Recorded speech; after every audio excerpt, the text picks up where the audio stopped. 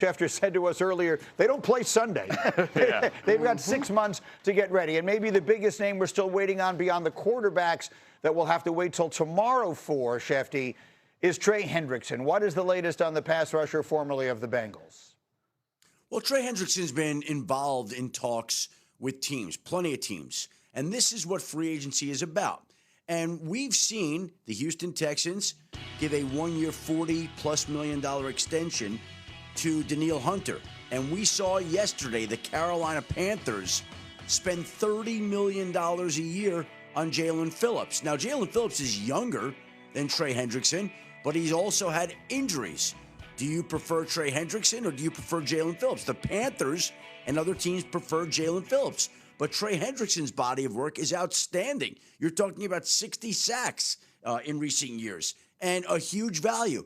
He is a prideful person. He has waited for this day, and he so far is unwilling to compromise on his price. He believes he has a certain value. He's not willing to come off that, and that happens in free agency where players are sitting out there and you're seeing other players sign, and he thinks he's seen these deals. He should be getting in that market, and we'll wait to see if he does. Yeah, can I get very quickly, I know the plan is to stay here with Shefty, and I have one more for him, but can I just get Orlovsky up very quickly for a minute if he's there?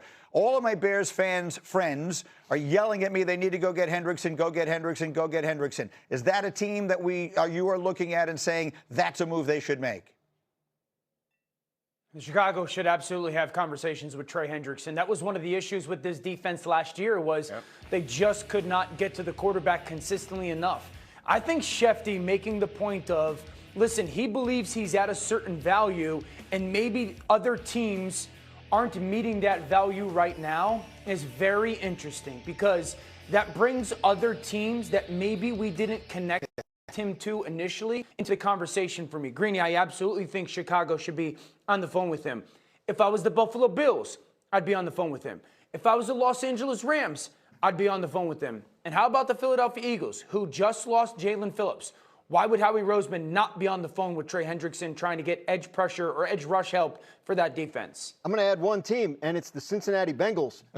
I'm serious, who have made it clear that if he doesn't find the market he's looking for, that they would have him back. Like, I don't know where this goes in terms of whether he gets $30+ million a year or not, but I don't think they would say no if he called them. I mean, if the money isn't as high as he wants it to be, what's going to drive his decision at that point?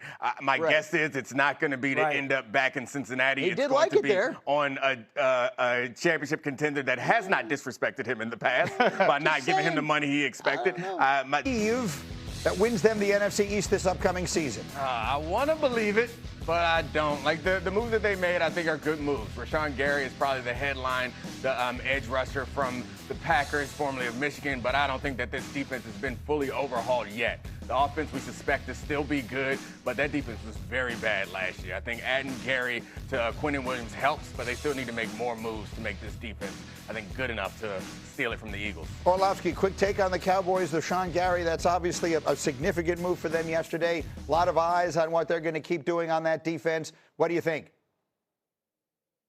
Yeah, I think it was a good start to free agency. Rashawn Gary, 33 pressures last year. That would have led Dallas, okay?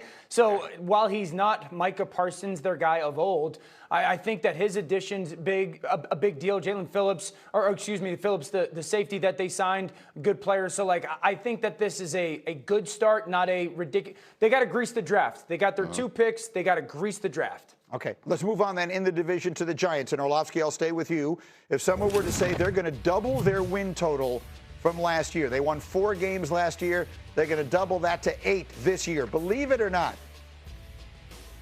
I believe it. I love Isaiah Likely for them. Matt Nagy, who's their offensive coordinator, think of the way that Nagy has used Travis Kelce in the past. He's not the same player, no, but just those one-on-one opportunities to get man coverage, either gather information for and dart or get that matchup that you want specifically down in the red zone. I absolutely think that's a nice addition. I love that they get Terrell Edmonds at linebacker. I think the Giants are doing a good job of just building the proper pieces around their young quarterback. Obviously, the addition of Hardball probably is equal to 2 or 3 wins. Why are you shaking your head? Because it doesn't sound like he believes it. He believes it. I mean, he's never seen Jeff Saturday on this show. He said, I believe it. Believe it. You got to believe it. There it But is. here's what I will say. I think that Believe believe it. There we go. I think we're selling them short by saying they're going to double their win total. They could have won half their games last year. They lost in the final minute, lost with ridiculous giving away of leads. That was because that's where coaching should make the difference. You bring in John Harbaugh. I know. What are you looking at me like that? I love he blew John leads Harbaugh in Baltimore too. But the argument you would not I know. make for John Harbaugh is I think he's going to make the team a lot better. Coaching improves, but giving up big leads in the fourth quarter is not. You know what? I was hearing it as I was saying it. As I was saying it, I was thinking, drive myself off this picture. This is not the argument I want to make.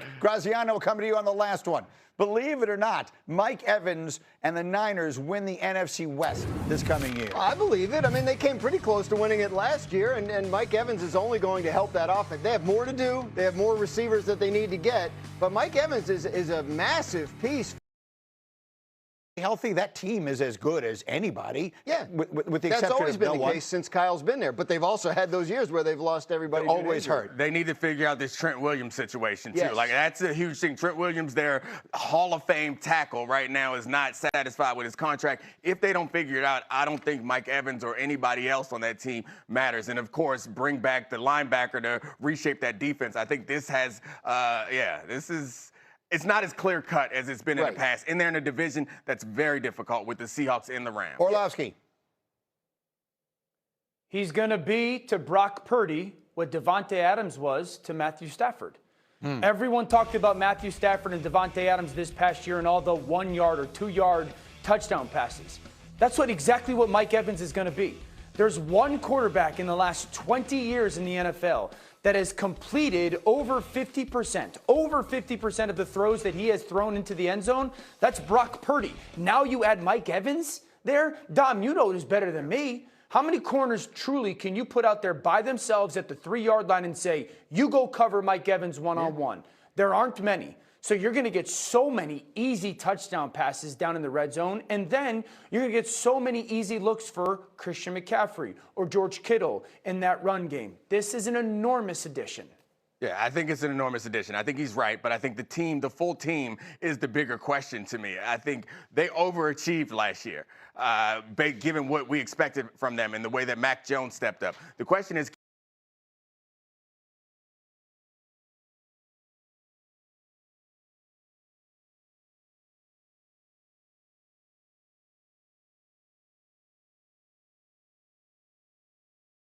can they stay healthy? And this team that seems to never really stay healthy added an aging receiver that they are also going to become reliant on. That's the concerning part to me. It's not, does this team get any better? Yeah, they get slightly better, but the 49ers, given what they've been under Lynch and Shanahan, it's not about getting slightly better. I'm not sure that this makes them the favorite in the NFC or even in their division, because those other two teams are really damn good. And let's not overlook the point that you made about Trent Williams. Like, it's a $39 million cap. They have to do something. They're wrestling with him about a contract extension. He's only got 1 year left. He wants to play more than that.